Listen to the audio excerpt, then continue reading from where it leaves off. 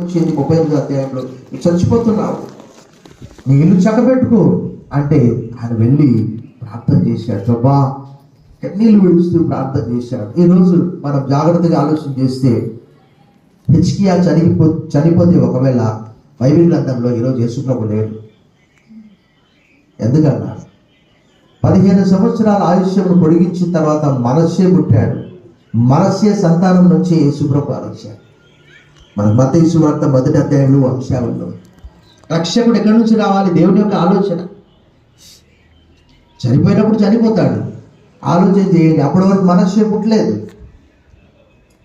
15 సంవత్సరాల ఆయుష్ పొడిగించాడు కాబట్టి అప్పుడు మనస్సే పుట్టాడు. ఆ మనస్సే లేకపోతే ఈరోజు ఆ వంశావళిలో క్రీస్తు పేరు లేదు. కాబట్టి అంటే చూడండి, దేవుడు అతన్ని కరుణించి దయతలిచి అంటే ఇలాగూ